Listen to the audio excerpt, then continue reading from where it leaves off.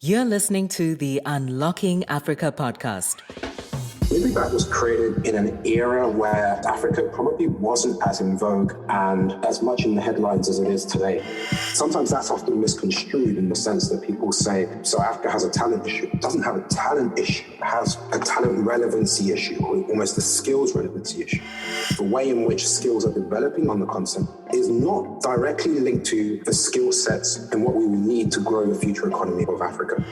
Our primary goal is to drive social and economic development, and that is through job creation. It is the opportunity to be part of building the future. Simple as that. Stay tuned as we bring you inspiring people who are unlocking Africa's economic potential. You're listening to the Unlocking Africa podcast with your host, Tessa Adamu. Welcome to the Unlocking Africa podcast, where we find inspirational people doing inspirational things. Today, we have a very special guest, Charles Sekwalor, who is founder and CEO of MoveMeBa and a serial entrepreneur with a strong passion for driving social and economic change. Welcome to the podcast, Charles. How are you? Hey, Tessa, thank you for having me. Certainly winning more than losing. Oh, that's great to hear. Obviously, I've been following your work for some time now. We've been in contact for a little while, I think 7-8 years. But for the people who don't know who you are, can you please introduce yourself and tell us a bit more about Charles Sekwalor? Sure, absolutely. I like to think about it as I'm sourced from Ghana, manufactured in the UK and distributed globally. I think of myself as being very much a creative and entrepreneurial spirit. I love creating things. I love building things. I love fixing things. Above all else, I love solving big problems and bringing people together to do things that push the boundaries of human and technological excellence. For the last 8-9 years or so, have been almost exclusively focused on the African continent. I think I had a conversation with myself at one point and recognized that in terms of what I want to do in my life and the impact I want to make, where else should I be than a place that is home, and ultimately a place where there's a massive economic story, but the social impact story that goes alongside that is even bigger. And prior to that, I cut my teeth in the corporate sector. So I was actually a consultant, spent some time with a big technology consulting firm and then also a big strategy consulting firm. Pretty much worked in every continent, across every industry, working alongside senior leaders, CEO, board members, heads of state, in helping them to solve some of their biggest challenges and biggest problems. From an entrepreneurship perspective, I actually started at a very young age, I was 14 or 15 at the time and sort of fell into it, but it is a passion of mine and no doubt where I was always going to end back up. Thank you for that amazing introduction and giving us a brief insight into what you do. You are the CEO and founder of MoveMeBa. So for people who don't know, what is MoveMeBa? Why did you start the company and what do you aim to achieve through it? Yeah, MoveMeBa was created in an era where I guess Africa probably wasn't as in vogue and as much in the headlines as it is today. But certainly a time when a small group of people recognized the potential that Africa has, but in a way how it wasn't delivering for its people and taking its rightful place in the global space, the global economy. In 2014, having built a series of businesses that were more UK, US focused, my co-founder and I took what was actually a one-way trip to the African continent. The view being, let us find a way that we can get involved. Let us find a way to see what is the biggest way in which we can make impact over the next 10 to 15 years. And actually setting out and flying out to, I think Nigeria was the first destination. We were almost sure that we were going to set up a fund of some description. This was a time when actually capital, especially for early stage organizations, which I think has the potential to be the lifeblood of the African economy going forward. For early stage in organizations was pretty much non-existent. And so this was an area that we wanted to solve for. But actually, when we got on the ground and we started speaking to people at all levels, whether it was people who were at the very top of policy, all the way down to your individual on the road, or small and medium businesses or corporates, every single person had the same story. And there was a story around people and talent and challenges recognizing and identifying the skills that they needed in order to, or rather accessing the skills that they needed to grow and to do more and to recognize the potential that existed within their market, within their organization, within the economy as a whole. And so we very quickly locked onto the fact that there is a people and talent and skill piece that needs to be solved for. And sometimes that's often misconstrued in the sense that people say, right, so Africa has a talent issue. It doesn't have a talent issue. It has a talent relevancy issue, or almost a skills relevancy issue, which is to say, there is 1.4 billion people on that continent, soon rising to 4 billion over the next 70, 80 years. And these are exceptionally gifted and talented people. However, for whatever reason, the way in which skills are developing on the continent, the way in which education is happening on the continent, the way in which people are building experiences is not directly linked to the skill sets and what we will need to grow the future economy of Africa, right? And so this was really what we wanted to hone into and recognize that if we're going to drive this movement on the continent, we need to solve for the fundamentals, which is ultimately people and skills. And so whilst taking a long-term view of this, we knew that we would need to come back and actually look at the challenges that were on the ground. But as a short-term measure, where else best to look than to look at African talent that had left the continent, or African talent that in a way had never even ventured onto the continent, but wanted to be there and certainly had the skills and experience that they developed from elsewhere that could be useful to the continent. And that's how MoveMeBa came to start. Fantastic. You've beautifully detailed why you started MoveMeBa. And 8 years ago when you started, there were very few people doing business or investing in Africa. So if we can go in detail in terms of what did you see then that most people were missing? I think that question has so many different levels. And in a way, I've already answered one of those, which is to say, I think people didn't actually recognize, even though they experienced the challenges day in, day out, they didn't actually recognize the people side of things was actually probably the biggest enabler, the biggest lever that could be pulled, both at micro and macro level, to move economies forward. And so it was almost an acceptance that, oh, well, this is what we have to work with. However, on the other side of the coin, you wouldn't have any shortage of people saying we need money. Yes. We need better infrastructure. We need better governance and better policy making. But when it came to skills and talent, and actually, when you think of what is the lifeblood of any economy, it is people and the jobs that those people fill, that was never spoken about. So that's the first thing I would say was the biggest oversight in so many ways. And I think to this day, still remains one of the biggest oversights. I'll talk later about some of the work that we're going on to do with under the brand The Continent, and how for us we see so much white space in people trying to solve these problems at scale. But just to come back to your initial question, actually just segue a little bit into where MoveMeBa is, and then playing backwards to where we started. Currently, we're used in 170 countries. It is this sort of a curated global talent members community of people with the top skills that we believe are necessary to grow the African economy over the next 15, 20, 30 years. We are fundamentally a tech business. Our foundations are in AI, automation, big data. A lot of people don't realize when they interact or they experience MoveMeBa that actually it is a technology organization in 170 countries. And then we're active in about, I'd say, 70% of African countries if you look at the entire continent. So we have activities in all of those. And our primary goal is drive social and economic development, and that is through job creation. Yeah. So and just going back to the question around, what is it that very few people are sort of looking at or doing? I think that one, not solving for talent is the first thing.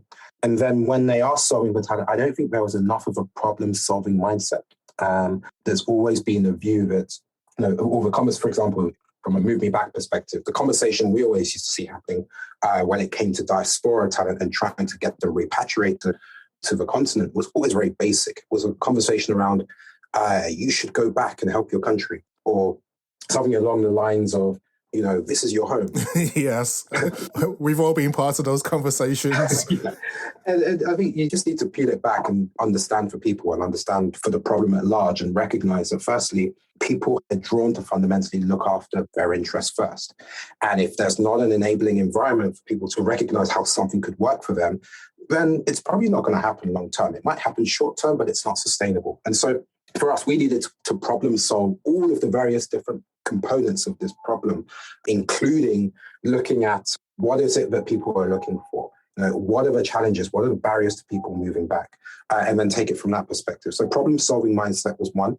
I think that until recently, many people were not thinking Pan-African or global or across Africa.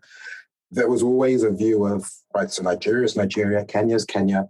And I think that actually, and I'm sure we'll probably cover it later, but when you think of the movement that we're on now, especially with the Africa Free Trade Continental Agreement, we only win when we think about Africa as one big region, even though there are nuances and differences between the countries. So we always started as even though from an operational and technical point of view, it was always more challenging, we started as a Pan-African movement. Equally, we found people weren't thinking big enough. It was always sort of small scale, not thinking around how can we build things which are scalable. We started as a technology platform from day one, back in 2014, 2015. And just technology generally we felt was underutilized with all the potential that it brings. Then finally, when you're trying to bring back people who are in the diaspora, people who in a way have lived in other parts of the world for a very long time, now these people are very used to a certain way that things are done. They're used to a certain standard, yes, right? And that's not to say that it's a better standard, but it is a standard. And so what we found is people were just not looking at the problem and not looking at the solutions in a as sophisticated and polished way as they should. And so those are some of the examples of many of the conversations and many of the things we had to factor into what we were doing, which has brought us to where we are today. Thank you for that. You touched upon people are the biggest lever to move African economies and what you saw 8 years ago that most people were missing. From your perspective, how have people's perception of moving back to Africa or doing business in Africa changed in the last 8 years? Yeah, great question. It's crazy to think of the last 8 years and how quickly it's moved, how quickly it's come past. Let me tell you something. Let me go back 10 years. Fantastic. Let me try and just recall in my mind the narrative that I've seen since 2012. 2012, I was still in the corporate world. I was actually working at McKinsey & Company as a strategy consultant, but I did quite a lot of work across Africa. So I've seen it from both sides. So I think 2012 was the era of, in a catchphrase, let me buy some land and let me buy some property. There's always good money in that, and you can't. Yeah. Then we went to 2014, where I think you had some of these kind of early people. And it's not to say there wasn't stuff happening. I mean, there's been stuff happening for years. I'm always fascinated when I meet people who have been, at this game for 20, 30 years. But I think in the last 10 years, we've seen, significant movement, especially amongst a younger sort of middle-aged generation. But anyway, 2014, this is where the narrative becomes, I can see potential. And I can see potential outside of land and property with like other stuff, services, technology. But it's just too hard for me to understand. It looks too risky. And I'm just going to play it safe, right? In many cases, some of the early entrepreneurs, African entrepreneurs, would have been looking at doing similar things, but actually in the UK or the US. So that's 2014. 2016, that's the kind of when the penny starts dropping. It's like, oh, they have internet. Oh, they have mobile. Yes. Oh, they have e-commerce. And these were very much in their infancy, but the fact that these things were existing and people could see them being used just started like opening up people's minds that little bit more, right? We get to 2018 and now people are like, right, I can see lots of opportunities on the ground and I can actually see a way to go about realizing them. And I've seen a few people doing stuff and it's actually working and they've got customers and they're getting a bit of attention and they're making money. And so this is where things really started to open up and people are like, all right, I can link opportunities to solutions and I can operate and execute on those as well, right? This is kind of the era where people have seen Uber now like expand across Africa. And that's actually something that we were involved in, expand across Africa. And they're like, oh, it actually works. It works like it. I mean, there are a few nuances and differences, but it works like when I'm in New York or when I'm in London or when I'm in Berlin. Anyway, so that's 2018. And 2020, sort of pandemic years accelerated a whole load of things. And people were like, right, I can actually do this Africa thing from home. When I think of MoveMeBa and when we were thinking about, to your previous question, what are the differences? We always saw it as a movement. Whether you do it in person or you do it in spirit, you can be a part of this movement. And that was the technology play for us. So 2020, it's like, I can do this thing from home. And 2022, now it's like, how do I invest in an African startup? Ideally a fintech one that's going to become a decacorn in the next 2 months. Basically. So like everywhere I go, everyone's like, do you know any deals that are happening? And everyone wants to get involved. So it's kind of like Bitcoin, isn't it? So yeah, that's the story. 2012 to 2022. That's extremely interesting insight. So you detailed nicely there the progression of people's perception of moving back to Africa. Much of your early efforts were aimed at connecting leaders, influencers, and top talent to unique and exciting opportunities in Africa. Can you give us a bit more information about the type of opportunities that you offer and why? Our language has always been opportunities, because I think it's really hard to put the African opportunity in a box. It's not a job. Yes. It's not an investment. It's not starting a business. It's like this multifaceted thing. It's crazy. And we have to try as much as possible to put these things into boxes just to cater to the different segments that we cater to as our audience. I think the categories that we like to think of and the type of opportunities, I would say maybe 3 categories at a sort of high abstract level. I think firstly, it's high impact stuff. So stuff that has the potential to create jobs en masse. I personally believe our work, we are in the business of creating jobs and creating jobs en masse. I mean, that's been my point of view for a very long time. I am starting to question a few aspects of that thesis and the idea of filter down economics, which I'll touch upon later. But number 1, high impact, potential to create jobs. Number 2, social impact. And when I say social impact, I think it's very important to qualify that's not necessarily aid or charity kind of sector, even though those are important. But I would say, when was the last time you saw Africans working in the not-for-profit sector en masse?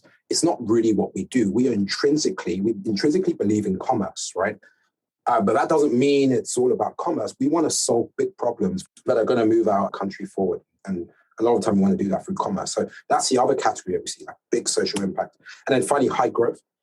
What's quite important to understand with the type of audience that we have is people are not leaving their comfortable job at Goldman Sachs, right, in New York or in London to go and like do the same thing in Africa. They don't want something that has like complete stability and predictability. What they want is something that is mitigated on the downside, right? So you get this like asymmetry where it's like you manage the downside, but the upside is like unlimited, unbounded, right? Very true. What that typically looks like is, like a high growth type opportunity that has money and structure, but it's still like undefined and the sky's the limit. So I'd say those are the kind of 3 categories of opportunity. I know that's a bit vague, but that's how we like to categorize them. And then you could break that down into some are jobs, some are investments, some are like helping people to find partnerships and collaborate with other companies. Sometimes it's people finding co-founders. For example, we actually had 4 people come together as part of our community and set up a consulting firm that's operating across all of Africa. And we've got so many stories like that. Oh, interesting. So you detail the type of opportunities that you offer and why, which tend to be opportunities probably for, say, the top 5% of people and will sometimes involve, I guess, international and multinational companies. So what are some of the challenges you see international or indigenous companies face when trying to find right candidates for this type of opportunities in Africa? It's interesting you mentioned top 5%, and I've been reflecting on this a lot of late. And it's something that sometimes keeps me up at night, actually. And I just think to myself, I'm not even sure if it's top 5. Sometimes I feel like it's top 1, top 2. Okay. Sometimes I think that it just reminds me of how much of a bubble we sort of operate in. I found this remarkable stat that LinkedIn are only have about 1% penetration in Africa, right? If you think of everyone on LinkedIn, you're like, that's 1%. That's interesting. But anyway, sorry, I digress. But yeah, common challenges that have faced, I think it probably breaks down to like 5, 6, maybe 7 categories. So let me try and break it down. So firstly, and I think this is almost in order of maturity of like the most simplest problem or kind of a fundamental problem all the way through to more complex problems. So firstly, the biggest challenge is just finding the right skills. So there's a lack of like specific skills. So to take a modern example, if you're building a technology startup in today's era, like you need product managers, like who was doing product management in Africa 10 years ago? Where are like the product management skills? Or even take something a little bit more down to earth, which is, you know, building roads or building railways. Like where are the specific skills for people who do that if you're in an economy where that activity doesn't happen or certainly doesn't happen at scale? Yeah. So lack of specific skills is kind of top. Then if you tick that box, if you solve for that, then you're like lack of soft skills, right? Because one thing we have in Africa is we have a lot of like training and education. And you look at sectors like, for example, accounting, where people just have accounting skills, right? Yes. But then you are trying to feed that into some sort of high growth environment. And what you get with a high growth environment is lots of ambiguity, lots of, you know, new playbooks that have been written. And then, you know, the accounting skills are not sufficient. You need problem solving skills to accompany them, right? And a lot of these sort of softer transferable skills, these aren't being developed by the education system and not necessarily being, and I do generalize, so I apologize, and also not developed by the experiences people are getting. So lack of soft skills becomes the second piece. If you tick that off, then it becomes lack of experience, right? And it's, again, to go back to a technology example, think of, you know, a CTO. You know, at the end of the day, what does a CTO mean? It's like the most senior technical person in an organization. So yeah, you could be a CTO with 1 year's experience. But if you're trying to be a CTO for an organization that's trying to scale up to like 5 million, 10 million users, you need someone who's done that before, right? Who in Africa has scaled a technology business to 1 million users, right? It's going to be a handful of people. We probably know, between us, we know them all, right? So, you know, how many of those are around? So experience, you know, you can have the skills, you can have the transferable skills, but also there's an experience piece. So that's the third piece. And these, I think what I'm describing here, every single emerging economy would have gone through this, you know, this wave. Yes. Or any economy that's like developing a new sector or a new set of things. Like we see this in the West with AI, robotics, whatever. Yeah. So we've had lack of specific skills, lack of soft skills, lack of experience. Then there's specific to Africa, I would say hidden talent, because you can have people who have all of the above, but you can't find them, right? It's hard to find the right people even when they exist. It's like, you know, it's just, people are just hidden.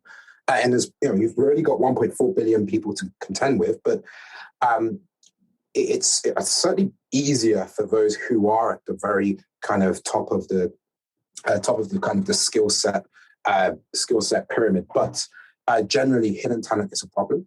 And then if you find those talents, so you've got the right people, then it becomes environmental familiarity. You know, in reality, the chances are the person that you found isn't actually from the place where you need them, right? So you have the right skills, the right experience, but you know, you take someone to go and work in Ghana and they've been used to working in an environment that's always go, go, go, go, go. And they don't get why people are just relaxed. And people are like, yeah, I'll do this. And then they do it next week when you said you needed it tomorrow. You know, and that's not a criticism of my people. It's just the way things are. And if you want things done, you need to understand that there's a different way to approach it. And then the final piece, if we kind of get through all of that and we're like home and dry, the final problem for a lot of organizations is, okay, now these people clearly, if you go through all that list, this person's a bit of a unicorn, right? And unicorns earn a lot of money. And so you've got someone who in many cases is either international, who's coming from abroad, or could work abroad. And so their salary is firstly going to be, you know, they're going to be thinking in dollars and pounds or euros. And the number is going to be somewhat big. And it's just going to be completely mismatched with what you're paying other people who are on the ground. And so even if you can afford it, by bringing this person in, you are potentially breaking your entire organizational compensation structure. And so these are sorts of headaches that organizations are having to contend with. Thank you for that. From what you've described, your approach or mission could be described as a reversal of brain drain, which is something that is much needed. So if we can look at the opportunities that Africa currently offers to people in the diaspora, why should people in the diaspora consider moving back to Africa and contributing to, say, the future development of the continent? Yeah, I think the first thing to recognize is at this level, it becomes a very personal choice and personal decision, especially in the kind of globalized international world that we live in. But for me, there's just one headline that sums it all up for me. And then maybe I'll break it down to a few other parts, but there's one headline that sums it all up. And that is, it is the opportunity to be part of building the future. Simple as that, right? Fantastic. And either you're in a place where all the numbers say this is going to be the future and you're a part of building it, or you're in a place that feels like the future, but actually it's in decline. And so my call to everyone is, you don't have to go operate in Africa, whether you're African or not. But if you want to be part of building the future, I mean, that's where you need to be. And, I hate to drop the numbers, they've been done to death. But even if you just look at it from the most fundamental of bases, what's the reality? By 2050, like 40% of the world's young workforce are going to be in Africa. Yes. Africans are getting younger. The rest of the world's getting older. They sell more diapers for adults in Japan than they do for kids, right? And so there's obviously far greater nuance amongst this conversation, but the reality is the weight is moving towards the continent and there's nothing you can actually do to stop it, And so the future, by its very nature, will be on the African continent. That's how I'd sum it up. I like the phrase, it is the opportunity to build the future. From experience, moving back is a lot easier said than done. So what advice would you give to people who are considering moving back to Africa? What are the key steps that they should take? So I think firstly, you have to disconnect any experience you've had with the continent on holiday or on a wedding or the good times. Or on an expat trip, or when you're a consultant and used to fly in and you go into a hotel, because all of that stuff is not sustainable. It's real life. And if you, not to say the continent's not a great place and it's not fun every single day, but if you go with that mindset, it's not sustainable, because you have to at some point deal with the realities of operating on the ground and operating within an environment where actually at some point you deal in local currency, at some point you deal in a local economy, and you need to take all of that into consideration. So, I mean, that's the first sort of high level thing to say, like, let's start with what you unlearn, and then let's move proactively in terms of what you should do and how you should approach it. So I think the first thing is to define your core objective, get to the why. Like, why do I want to do this? Is it because I want my children to grow up in the place that I call home? Is it that I'm looking to scale up my career? Is it that, I don't want to be somewhere else, somewhere where I am now, and I want to find somewhere else to be? Whatever it is, I think it's very important to be very clear with yourself on what your objective is, because based on that objective, it's going to take you down different paths and different approaches. There's not a one-fits-all solution. Yeah, that's the first thing. Second thing, build your network. Before you go, you need to build your network, because those are the people that are going to get you through the tough times. But more importantly, those are the people that are going to get you all of the intelligence and all of the information that you're not going to find Googling.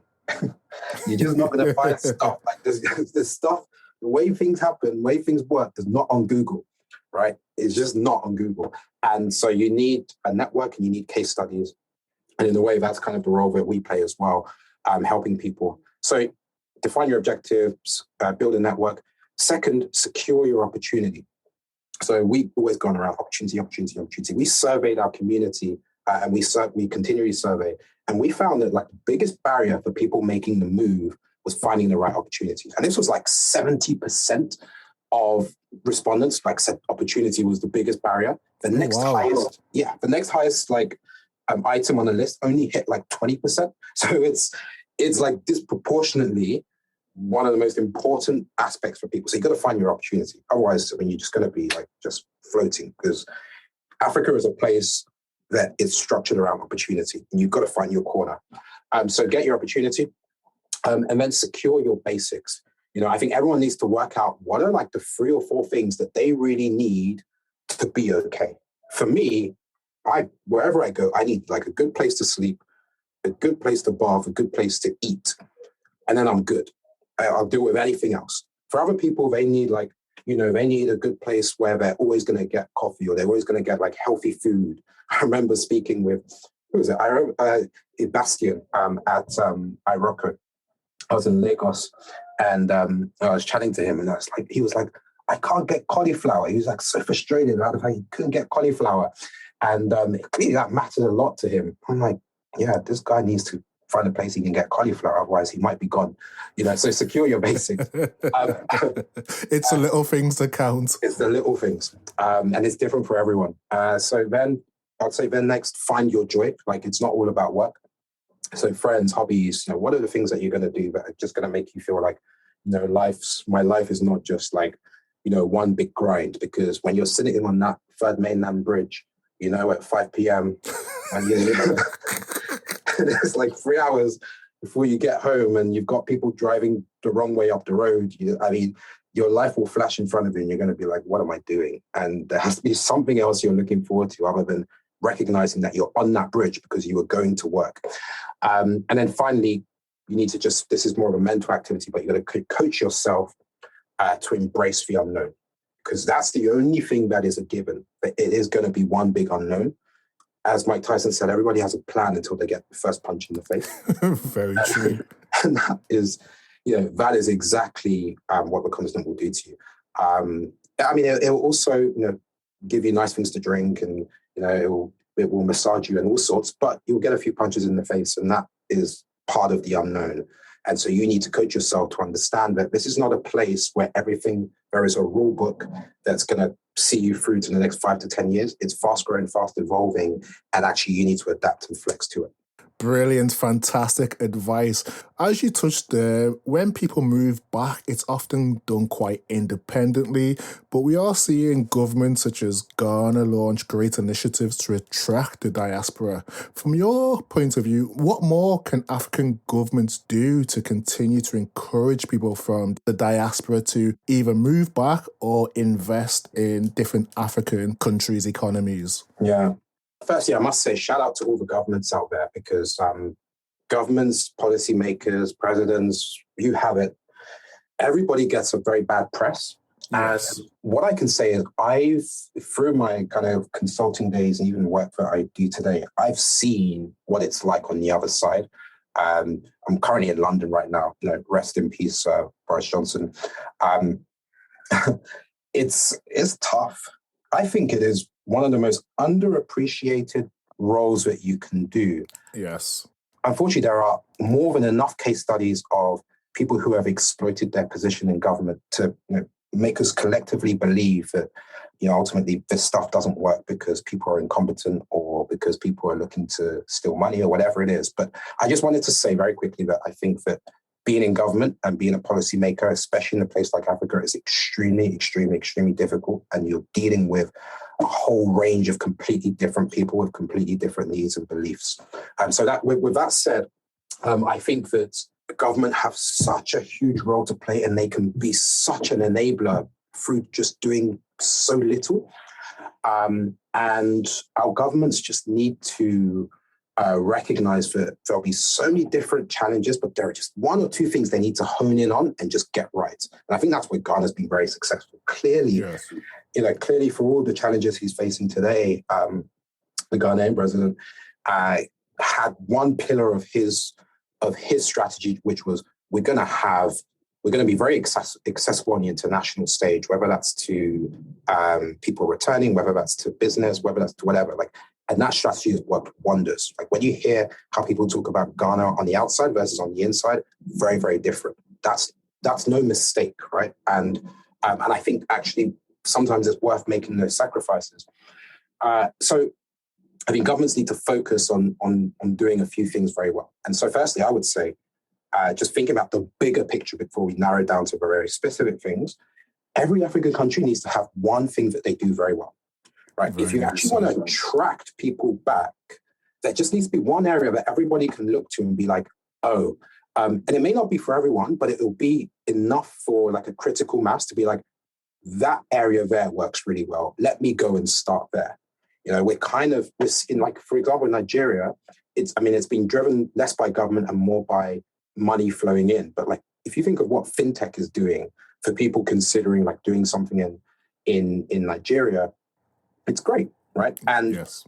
Government have the opportunity to actually steer and say, I don't know, whether it's Togo saying, look, we're just going to do like cocoa trading like really, really well, or whether it's like Kenya saying we're going to do like flowers and exporting flowers, but also like manufacturing and just making this like, I don't know, like a botanical center for the world. Like that's going to be something that's going to put a load of people there. So, it's a little bit of an arbitrary suggestion, but I think it's very, very important. And Africans need to come together and actually divvy things up between themselves and say, let's do one thing well. And then let's have that attraction power, right? Secondly, I think when we get to the more tangible levels, there needs to be economic incentives. I think we have to be very careful not to create like two-state societies and creating one set of rules for one group of people and then another set of rules for those who, for others who in many cases have more. But the reality is, if you want to get capital and talent to flow into your market, you need to incentivize that. And so whether that's tax breaks, whether that's like allowing people to repatriate capital without charges or whatever it is, like whatever people need, or even promotion of like specific zones for people who are returning to stay in and to have the facilities that they need for a few years whilst they get comfortable.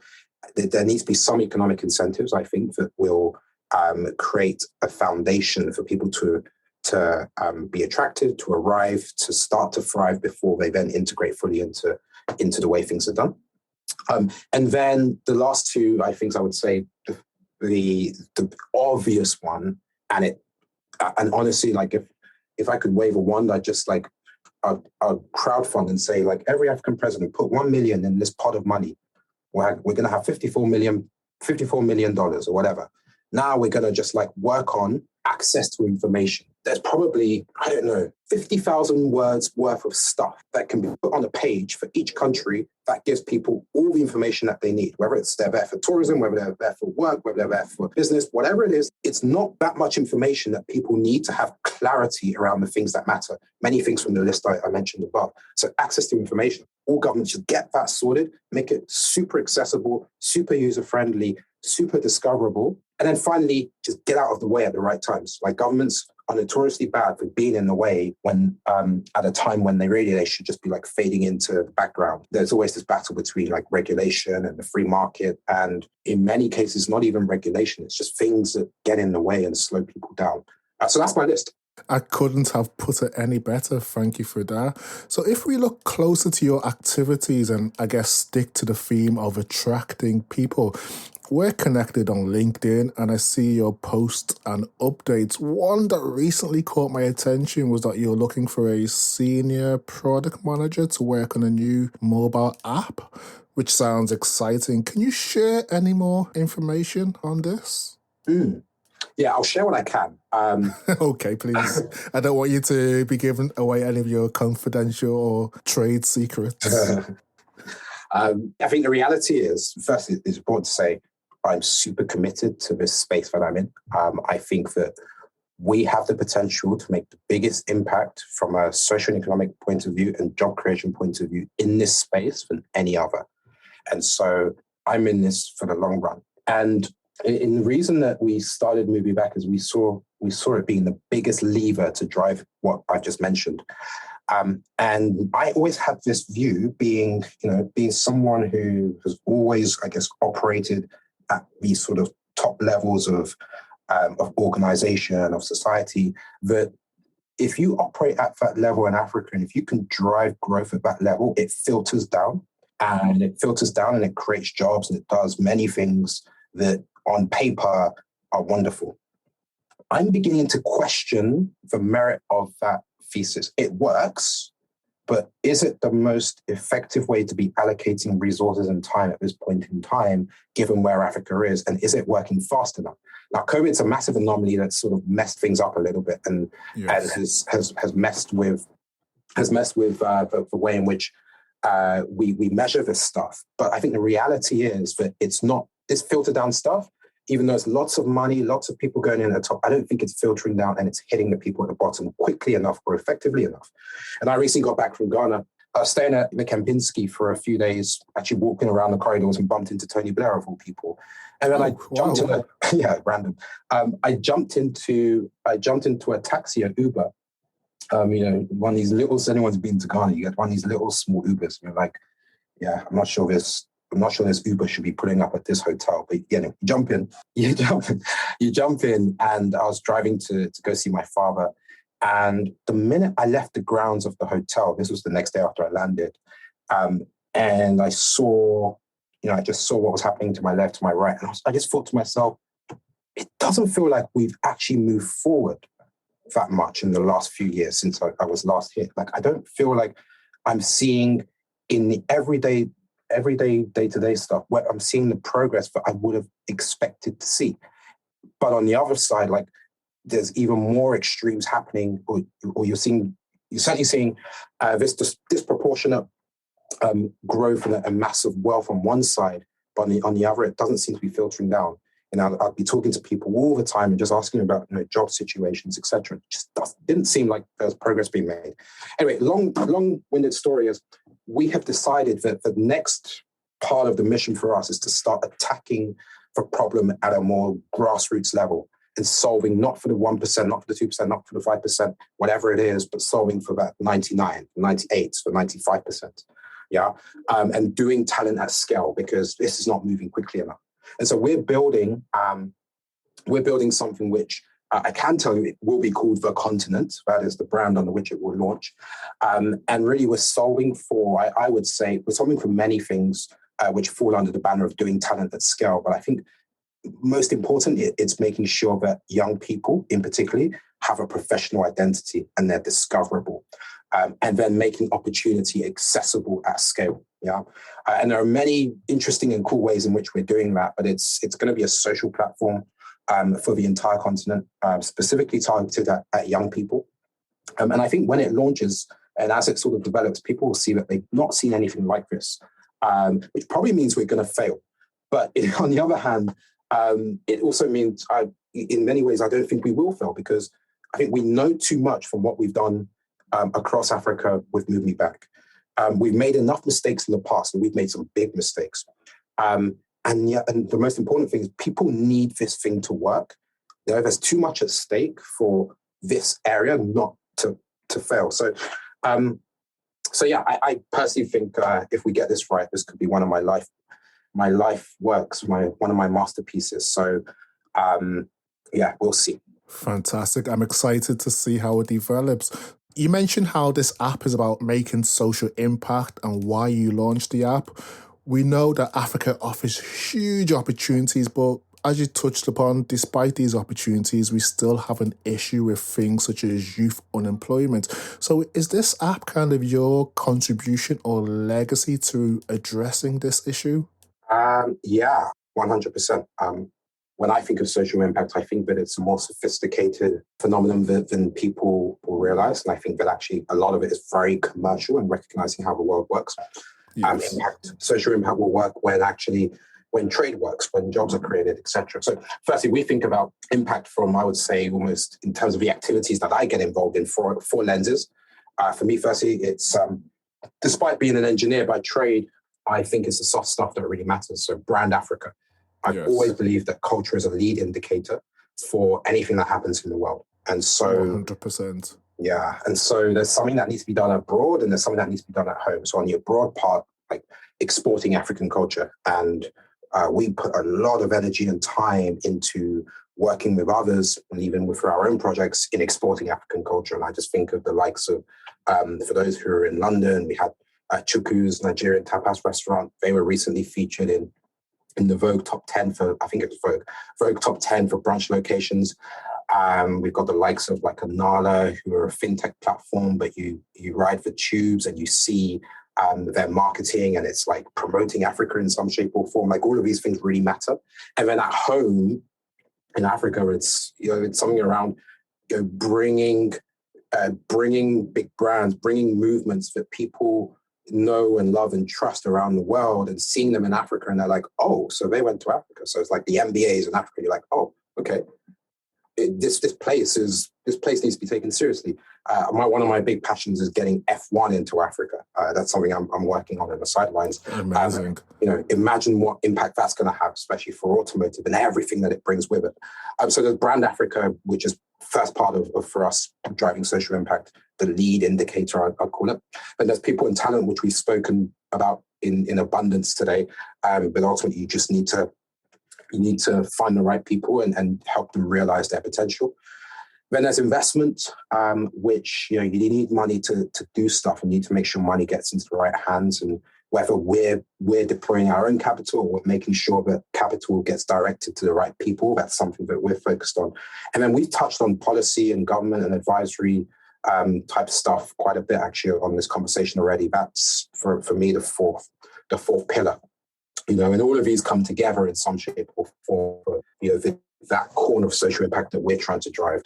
But to almost look at it from the other lens of almost like, let's just get down to like the real tangible stuff. Like everything I've just mentioned is quite lofty and high level, right? But then you also need to look at it from a bottom-up point of view and just recognize that for me, like this youth unemployment issue is like one of the most important things we need to be dealing with right now. Yes, 100%. Right? Like, and I would say to anyone listening, like, make no mistake about it. Like, this is right up there with anything. In the way that we've got like COP26 and like summits for global summits for energy, like we need to do something, even whether it's at an African level or global level, but there needs to be something done at a job creation point of view, right? Because when I look at the numbers for the continent, and I see that only around 15% of young people are in wage employment, whilst I recognize that we are ultimately an informal economy and people do operate in the vulnerable economy, like it has its limits. And the speed at which the population is growing, it's not sustainable, right? And there are two ways. There's a half glass full, half glass empty way of looking at it. On one hand, it's the biggest opportunity of a lifetime. On the other hand, it is the biggest ticking time bomb ever, right? Yes, I agree 100%. I've had this conversation before. I don't think there's anything that's potentially more damaging than a workless and restless youth population. Mm-hmm. Yeah. What we have around, I think it's between 400 and 500 million young people, like aged, let's say 15 to 29. Yeah? About 1/3 of those are unemployed. Another third are kind of like in vulnerable employment. And then you look at the population growth, it's like 20 to 30 million over the next like 10, 15 years. Every year, you're adding 20 to 30 million new people to the workforce, right? And you're not creating employment at a rate that's faster than that or even equal to that. It's less than that, right? Yes. So it's got massive issues. And so going back to your piece around like our work and how it ties into this, I don't even know if you could ever call it legacy, because I think we're just getting started. And certainly I don't believe the problem will be solved in my generation.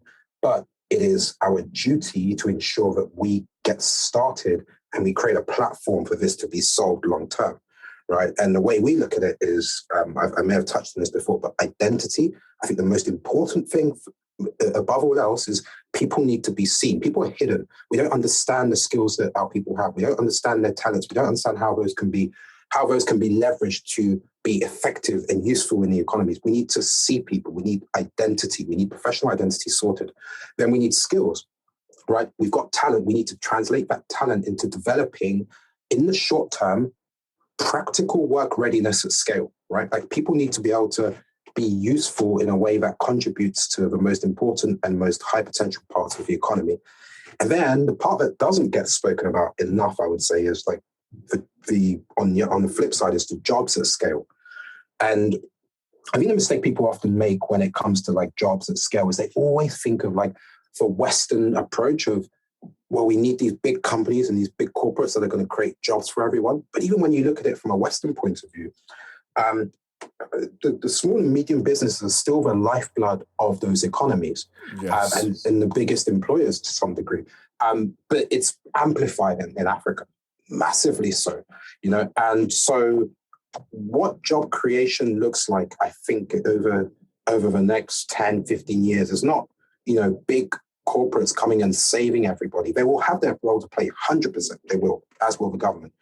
But imagine, like we have, I think, almost 50 million like micro, small, medium enterprises in Africa. Like that is the lifeblood.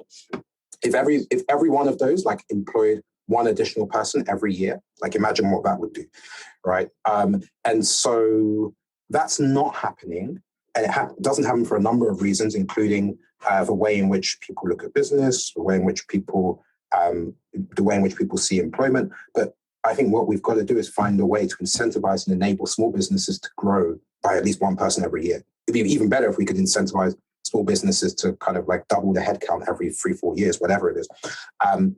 and then provide them the tools to actually be able to hire people. Like the concept of hiring as a small business is like alien. And so we need to, there's a lot that we need to do across those levels. Identity, skills, and then jobs at scale, focusing on small and medium businesses, actually, in my opinion. I agree. So you've detailed how culture creates opportunities and the need to create opportunities for African youth. So sticking with that theme of opportunities in Africa, we've seen in 2021 the after launch, and obviously that's something that promises to create mass opportunities on the continent. So once it's fully mobilized, how do you think it will change the way that you operate in Africa or how people access opportunities on the continent? Yeah, after is one of my passions because in a way I feel even though it's policy, it is a culture.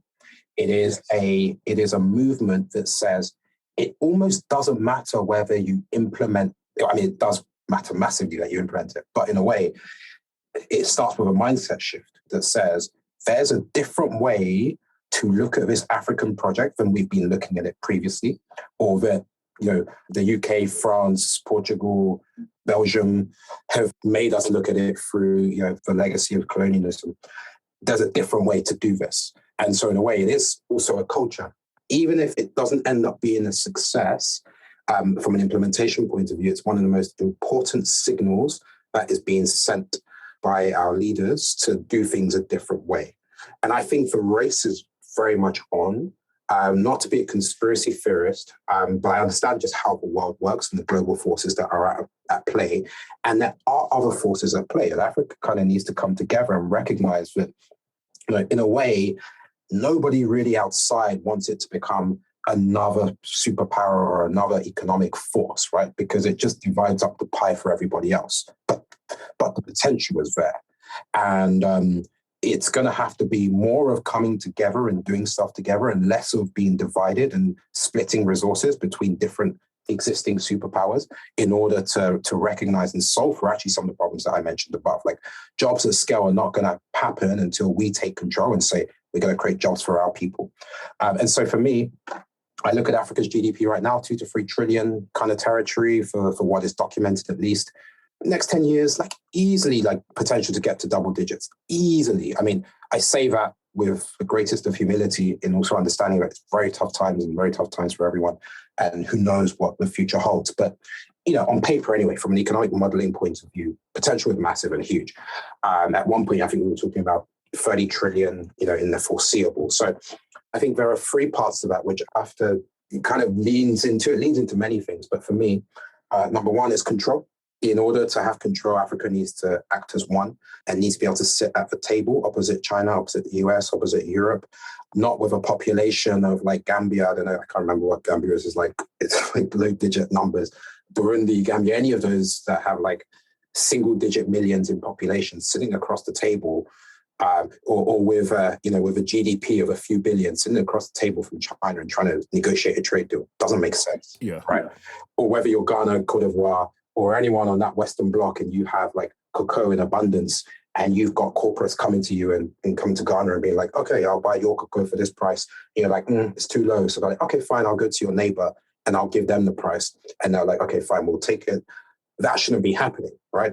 There needs to be control of resources, control of borders, whatever it is, but ultimately you need to act as one, so control. Second is interoperability. It is being widely documented that you grow when you operate and when you interact and trade with your neighbors, not when you travel the water to another land and sell them stuff. As exciting and sexy as that may seem, you need to be operating with your neighbors. Yeah. So what does that mean when you break it down? I think it means language. We need to somehow find a way where being a Ghanaian, I'm just going to use the example where Cote d'Ivoire and Ghana can talk the same language, and where you've not got Cote d'Ivoire skipping countries to go and work with one of its French neighbors when it's got one perfectly capable one sitting next to it. Travel, this idea of, hey, I need to leave my Anglophone speaking country to go to London, then go to Paris and then back down because it's more efficient than just going 300 kilometers across the border is crazy. Customs, finance, all these different currencies and all the different, we've got to solve for that stuff. It takes time. It's hard. EU project like tells us that, but we've got to solve for them. And then finally, like skills and opportunity. So we've got control, interoperability, and then skills and opportunity. Whether that's like free movement of people, free movement of opportunities, like trade growth, going from what I think we're at 15% into intracontinental trade, like going to a much higher number, and just allowing skills to move wherever it needs to be. This is so important. I think that what the African Union are doing should be highly commended, but then we need to come and we need to deliver and we need to like back it up with stuff. And certainly from a skills and opportunity point of view, we are fully aligned with the AfCFTA mission. And that's what we're trying to do, create talent at scale across borders. So you mentioned there that AfCFTA requires a change of mindset or thought process on how we perceive Africa. So, we can't ignore technology as it has changed how a lot of people perceive the continent. How has technology changed the way that you work on the continent over the last, say, 7-8 years that you've been involved with MoveMeBa? It's funny, I think about this and, I hate to be, the one that doesn't go with the narrative, but in a way, not a huge amount. That's good. That's refreshing to hear. And I think part of that is because, in a way, we always started as like being like super technology early adopters. Yes, right? Yes. In a way, like when I even think of starting MoveMeBa, we like built our own proprietary platforms and algorithms and everything from day one. Probably was overkill, but that's how we started. We were hustlers on like Skype, Slack, Trello back in like early 2000s. And so in a way, we've, for example, our team has been remote since 2015. And we've had people working across 4 continents. So we knew, I think by the very fact we were building a Pan-African business from the beginning, we were forced in many ways to try and embrace technology as much as possible to be able to do what we need to do, right? That's not to say technology hasn't changed massively, because it has. And it means that, in a way, you can actually interact with people on video a lot easier now than, 5 years ago, because data costs have gone down, people have got the equipment, and so on and so forth. So, yeah, it's been a little bit flippant in saying it hasn't made a massive difference, but it has in so many ways. But I would say that, the biggest things are more around reachability of people, like the speed at which you can actually transact and communicate with people, the quality of communication, and what we have from an infrastructure point of view, which means 2014, 2015, 2016, I couldn't just jump on a video call with anyone, right? Like, to be honest, calls were probably the way to do it. But now with video and video infrastructure, but also having things like WhatsApp, which everybody, a lot happens on WhatsApp. It's unbelievable. And it makes me feel old, right? When you see inviting people to interviews on WhatsApp, you're like, yes. Are you meant to like send an email with like this? It just makes you feel really old. But it's, I think we're so much more connected and have the ability to have far more quality interactions. And I think for me, that's the biggest difference. The other thing I will mention is, I think also another reason why we haven't seen the change so much is, I will confess, we have been incredibly bad on social. I think social is probably one of the biggest game changers for Africa. And we see how it's enabled African talent to have a global audience and to get themselves on the map. And I think it's such a big game changer. This creator economy and this almost, we speak about democratizing things. Social media, for all of the bad press it gets, has also played a massive role in democratizing a lot in this world. And so, I think for us as an organization, actually, we've been very poor. Partly by design. I think MoveMeBa was always designed to be a little bit underground and to focus on solving the problems. But I think that's something that's going to change over time for us. Fantastic. That's actually a very refreshing answer. I like that. You detailed how technology was always a big part of the early days of MoveMeBa and still is and will be going forward. So if we keep to the theme of looking forward, where do you see Africa in 5 years' time from, say, the perspective of what you do, the availability and accessibility of exciting and unique opportunities? I think that there's so much that's changing, it's almost hard to predict. I think there are some things that are emerging, which I think could end up being like truly African. Certainly in the area, firstly, of culture and culture movements, like I just alluded to it, this creative economy. The one thing that Africa is not sure of is creative talent. once, to use that word you use, access, once like access is ubiquitous, I think it's scary what's going to happen in that creative economy at the hands of Africans. And an entire new ecosystem and models that we haven't even dreamed of are going to emerge. And those models are going to require people to come in and build structure and build infrastructure around those. Because fundamentally, I don't think I as much as people have like tried to go against the grain and like make the informal economy formal, I don't think the informal economy is going anywhere. It's just going to shift. It's not going to be people selling stuff on the streets. It's going to be people, I don't know, like creating content, doing creative stuff, leaning into their strengths, right? And not necessarily like, living a life where 60, 70 years down the road, they've got bad joints and arthritis and bad like smoking inhalation, which it's a bigger problem than we realize for people, young people growing up on the continent. So the creative economy, I think energy, all of these are like like necessity of solving for things. I think microgrids is going to be a thing. I think the world needs microgrids. We can see already like all of the challenges that are happening from an energy perspective across the world. Remember the Californian blackouts and all the others that have happened, like microgrids of the future. A lot of Western economies are not going to move towards those because the necessity doesn't dictate it as much. For Africa, like for those who are not connected, to kind of coin the overused phrase of leapfrogging, they're going to find their way to like microgrids, and we will have a microgrid economy. I think that's a massive, massive, massive opportunity. And also shout out to Elizabeth at Modularity Grid, who's working on this big time. Deep tech, it's not to say that like deep tech, the deep tech expertise exists in Africa, but I think the problems that people are trying to solve for do exist in Africa. And so we're going to see more and more. I mean, Google have made a move into this space, but with a massive investment in Ghana. But I think more and more we're going to see that things like deep tech, because of proximity to problem and proximity to opportunity, we're going to see a flood of activity in areas that we don't understand. And it's funny, like the areas we don't understand in the world, let's think about them. It is the ocean, like deep into the ocean. Yeah. It is space, and it's Africa. So like we're going to have people like going up in rockets, people going into water, and people going to Africa. Those are like the three places we don't understand enough about. And so, yeah. and Brilliant. Then finally, like technology, I would say like technology outsourcing. It's just too much. There's just too much talent that exists in Africa that, and training people with technical skills is just so easy these days. Like it's just so low cost. It's all logical stuff. You can just find the right people and train them. That it's going to be the world's like technology resource.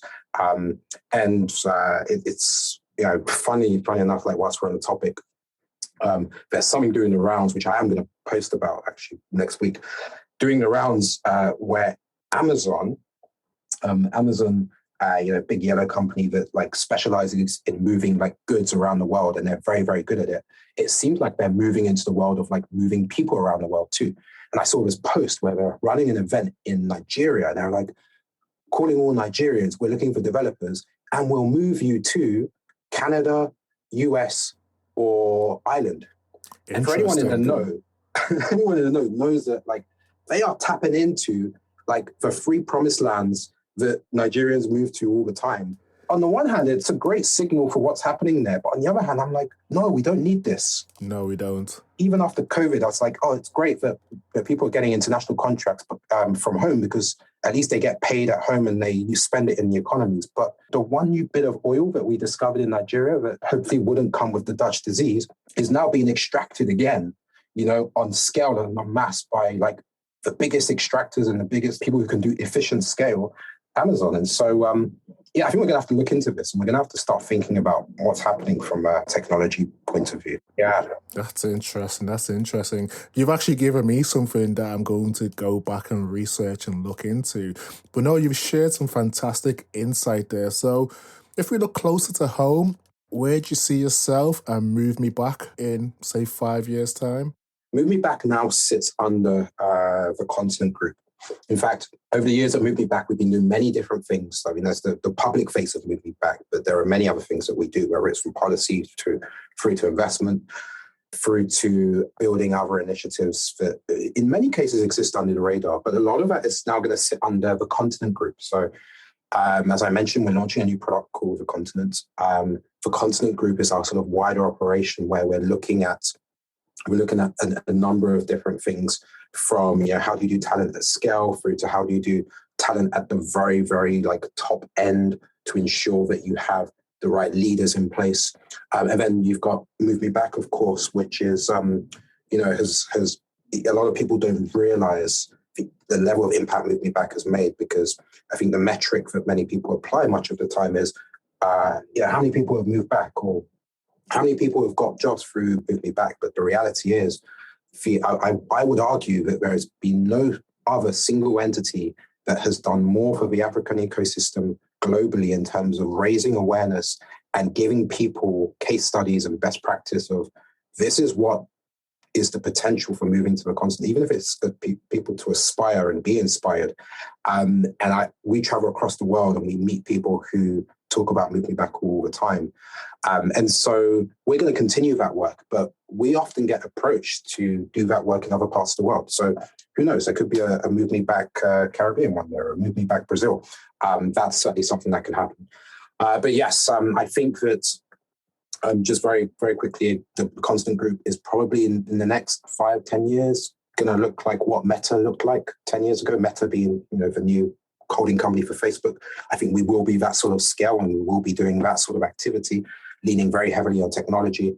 I think we're going to be exporting African-inspired technology products to the rest of the world. I think certainly what we're building with the Continent product is something that will have an impact on Gen Z across all of the world once we're done with Africa.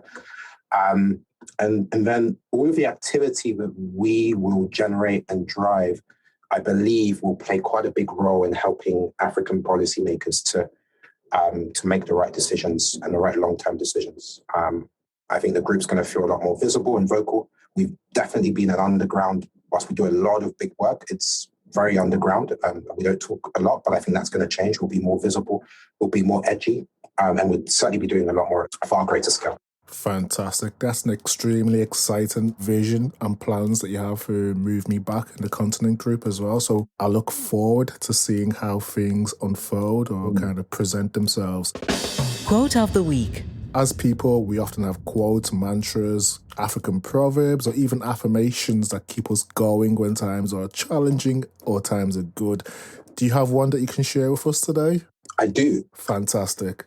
Last night I was chatting to a friend and we were doing personality breakdowns, and I knew this, but it turns out my personality type is not very compliant and always goes against the grain. So I've actually got more than one, apologies. But you can edit me out later. So let me think. For me, one that I came across recently that I'm certainly going to take and own is, I think direction is more important than speed. I loved physics when I was growing up, and I remember being introduced to vectors. Previously, we deal in scalars. Scalars was all about magnitude. How fast is this thing going? And then you introduced vectors where you had direction involved with with degrees of movement, etc. And that was game changing. We have magnitude and direction. I think a lot of the time we're so focused on speed. But what's the point if you're moving in the wrong direction? And so I think for the African continent, direction is more important than speed necessarily. Yeah. On that note, the other one for me is left foot, right foot. Whenever times are tough, in any walk of life, whether it's in business, whether it's personal, I've been listening to myself and listening to others and recognized that a lot of the time getting stuck in that rut, it happens when you sort of give up and you stand still. But actually, all you need to do in any time of difficulty is just pick up the courage to lift one foot and move it forward, and then just pick up the next bit of courage and pick up the other foot and move it forward to left foot, right foot. And if you think about any activity, whether it's from jogging to sprinting, it's just left foot, right foot done at scale or done at speed. And so I say to anyone who's going through difficult times, always just think all it takes is left foot, right foot. And then finally, live for the journey. I don't think you can do what we do in Africa. I don't think you can do important and meaningful work if you always have a destination in mind. Destinations are important, but you've got to find a way to enjoy the journey. So I say that, live for the journey, not the destination. You've shared some amazing insight in terms of, I guess, learnings or teachings or experience that you've kind of had from doing business in Africa. So yeah, thank you for sharing that. That's been amazing.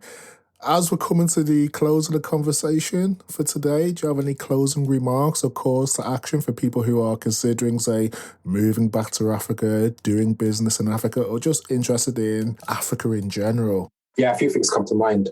Firstly, thank you for giving me this platform to share a few thoughts. I think when we look at Africa, when we look at the potential of Africa, it's definitely in people. And I think it's really, really important that people recognize that it's not in venture capital money, it's in people.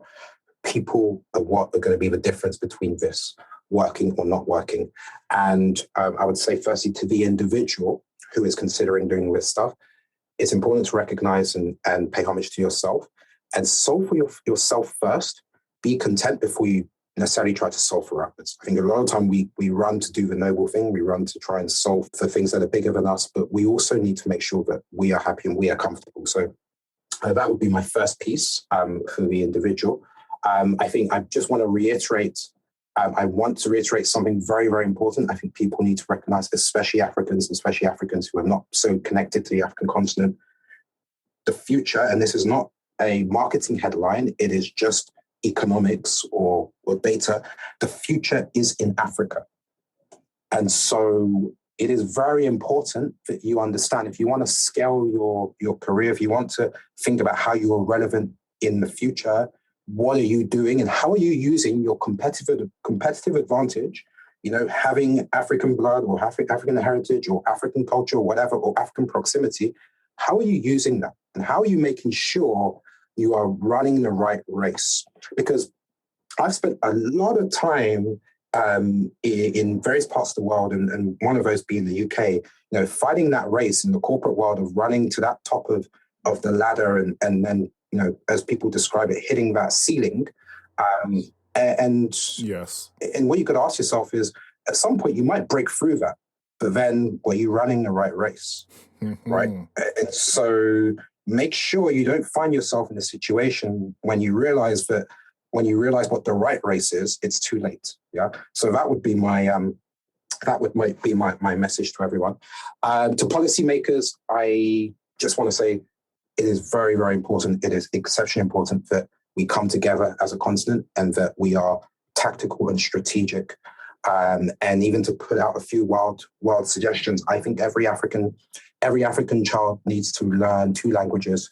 One language needs to be a common language for all Africans. The second language should be a language of choice, which reflects local traditions or heritage. And every country needs to pick a specialism. I mean, everyone needs to get around the table at the AU and they need to say, look, 54 countries, let's find 54 areas, complementary, especially around zones of where neighbors are. And let's pick an area that we're all going to be exceptional at, and let's work together and let's be exceptional in our own rights and exceptional collectively. And then finally, for me, we're trying to do something really big on the continent. We are commercial and we are impact focused at the same time. We're looking for people who have the same level of passion, people who believe in technology, people who believe in human excellence, people who believe in bringing human and technological excellence together and solving big, big problems that are bigger than us, and want to do that on the African continent. So if you're interested, please get in touch. And let's do something that, the next generation can be proud of and can say that we used the privilege and the time and the energy and all the resources that we had available to us to actually do something that makes a difference. I couldn't think of a better way to close today's conversation. Thank you, Charles. That's been amazing insight. What a conversation from a first-class guest. Thanks so much for having me, Tessa, and love your work. Please continue doing what you're doing. And you are one of those people that has been in the trenches from the early stages. And I just want to encourage you and promote the work that you do, because without people like yourselves, we wouldn't be where we are in this ecosystem. So thank you. Well, that means a lot. Same to you, Charles. Yes, thank you. And we will speak soon. All right, thank you. Enjoy the rest of your day. Thank you to everyone who has listened and stayed tuned to the podcast. If you've enjoyed this episode, please subscribe, share, or tell a friend about it. You can also rate, review us in Apple Podcasts or wherever you download your podcast. Thank you and see you next week for the Unlocking Africa podcast.